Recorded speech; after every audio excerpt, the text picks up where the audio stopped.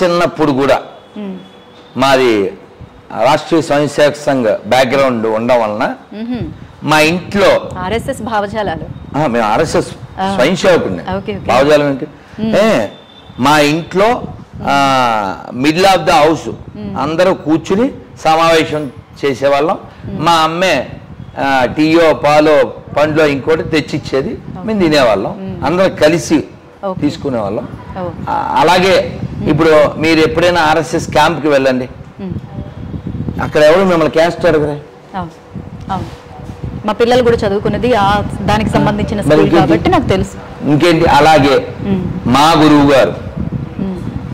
గురువు గారు అమెరికన్. ఇంకా క్యాస్ట్ పాయింట్ ఎక్కడ ఉంది ఇక్కడ? మా గురువు గారు బైబర్త్ అమెరికన్, క్రిస్టియన్. అక్కడ వారు 17-18 ఏళ్ల వయసులో సన్యాసం స్వీకరించారు. ఇప్పటికీ వారు వీల్ చైర్లో ఉండి కూడా ఇంకా భగవంతుడి కోసం ప్రచారం చేస్తూ ఇంకా పర్యటన చేస్తున్నారు. కాబట్టి నేను మీకు ముందే చెప్పా, ఆత్మవత్ సర్వభూతాన్ని. మనం ఎవరిని చూస్తున్నాం అందరిలో? దేవుడు. ప్రస్తుత విషయాలకు వస్తే మహాకుంభమేళా జరుగుతోంది. 144 సంవత్సరాలకి ఒక్కసారి వచ్చేది అది మనం. కాబట్టి అక్కడ మమతా బెనర్జీ ఆ మహాకుంభమేళా గురించి మహామృత్యు కుంభమేళా అని చెప్పేసి కొన్ని విమర్శలు చేశారు. దానికి పవన్ కళ్యాణ్ కౌంటర్ అటాక్ ఇస్తున్నారు. దీని గురించి అసలు ఆవిడ విమర్శించడం కరెక్ట్? ఎందుకు విమర్శించకూడదు?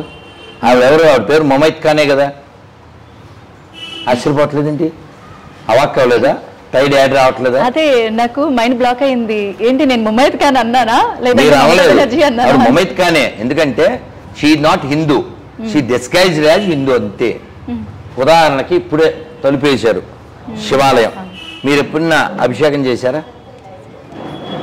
ఒక నిమిషం, ఇవి ఎక్కడే ఉంది పాత్ర, కూర్చోండి, ఇదిగో పుచ్చుకోండి. ఇదే శివలింగం అనుకోండి, ఎలా పోస్తారు? అది మీరు కాబట్టి. అదే ముమైత్ ఖాన్ అనుకోండి, ఇక్కడ పోద్ది. కాబట్టి వీడియోలు చూడండి. డెమో అంటే ఇప్పుడు ఆ విమర్శలు చేయడం పవన్ కళ్యాణ్ ఎందుకు చేయదు ఆవిడ? ఆవిడ అసలు షీ నాట్ హిందూ. ఓకే, ఎదురైందా? ఇప్పుడు ఇంకో విషయం, మీ ఇంట్లో ఎవరో వచ్చి ఉంటే ఊరుకుంటాం? ఊరుకోం కదా.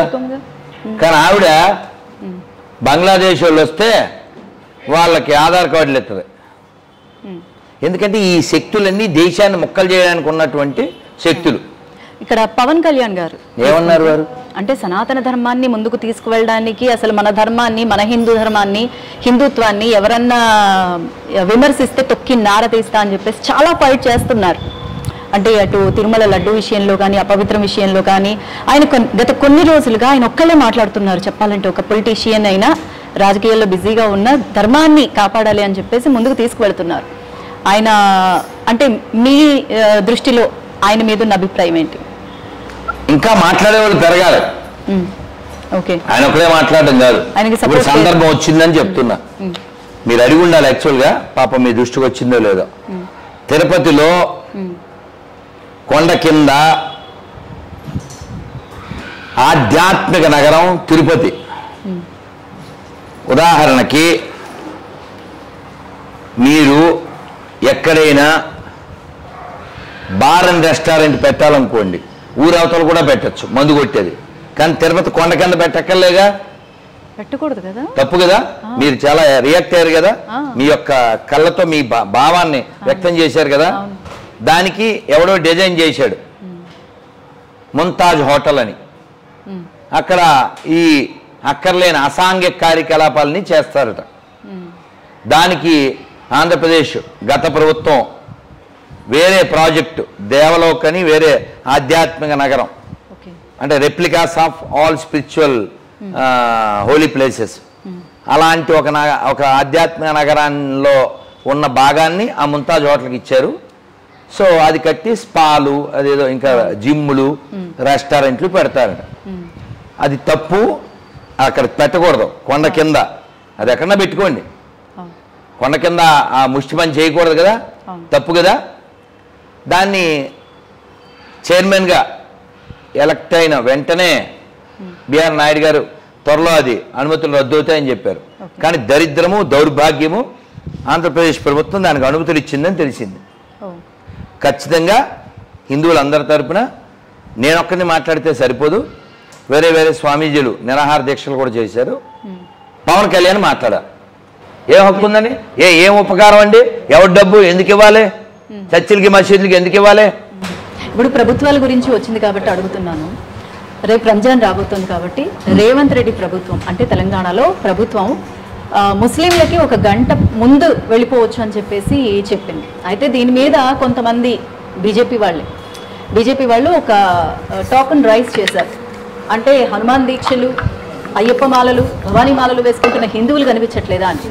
అయితే అదే ప్రభుత్వం ఏపీలో ఉమ్మడి ప్రభుత్వం కదా ఉంది, అక్కడ కూడా అదే వెసులుబాటు కల్పించింది. అంటే ఈ వాదన ఎంతవరకు కరెక్ట్ అంటారా? అంటే ముస్లింలకి 1 గంట ముందు వెళ్ళిపోవచ్చు, అసలు ఎందుకు ఇవ్వాలి? ఎవరికి ఇవ్వకో, ఎవరి డ్యూటీ ఆడు చేయాలి, ఎవరి డ్యూటీ ఆడు చేయి. కాదు, నీ భక్తి ఇంటికాడ కదా, నువ్వు ఎవడైతే ఎవరు, నువ్వు శాలరీ తీసుకుంటున్నావా లేదా? మరి హిందువులకి లేని నేనొద్దు, నేను ఏం చెప్తాను, హిందువులకి ఇవ్వకో, ముస్లింలకి ఇవ్వకో, క్రిస్టియన్స్ ఇవ్వకో, ఆ డ్యూటీ అని చేయమను. నీ భక్తి ఏమన్నా ఉంటే మనిషి ఇంటికాడ చేయి.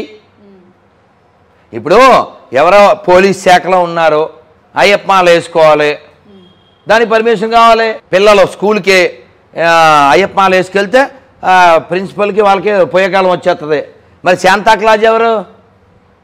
బైబిల్లో ఉందా అసలు ఆ పాత్ర? మరి అక్కర్లేని దరిద్రం, మన దేశానికి సంబంధం లేని దరిద్రం, దాన్ని ఏమో స్కూల్లో పెడతావు నువ్వు. ఒక్క మాట వెనక్కి తీసుకొని సుమా.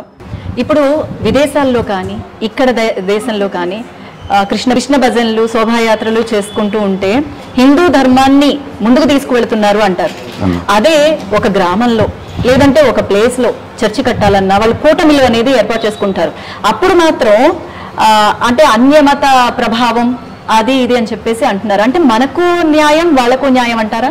ఇప్పుడు ఎక్కడైనా మీరు ఇప్పుడు ముందు చెప్పారే ఇతర దేశాల్లో ఎవరైనా భజనలు కీర్తన చేయడం, అలా చేసేవాళ్ళు ఎవరైనా అక్కడ స్థానికంగా ఉండే దేవుల్ని విమర్శించింది ఏదైనా ఒకటి చూపించండి. ఈ దరిద్రుడి పేరు హనుమంతరావు, ఏం చెప్తాడు వీడు? హనుమంతుడిని విమర్శిస్తాడు. ఈ దరిద్రుడి పేరు గణేశ్వరరావు, వీడు గణపతిని విమర్శిస్తాడు. కాబట్టి ఖచ్చితంగా ఇది దరిద్రం, అన్యమత దరిద్రం, మాకు అక్కర్లేదు. ఇంకో విషయం, వాడు చీటరు, వాడు ఇల్లు అద్దెకి తీసుకుంటాడు, మీరు నమ్ముతారు. గణేశ్వరరావు అంటే హిందువేగా అని మీరు ఇల్లు అద్దెకిచ్చారు.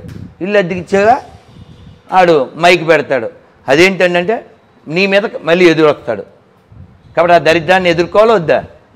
అదే అన్నమాట. ఆ విధంగా ముందుకెళ్దాం. హరే కృష్ణ.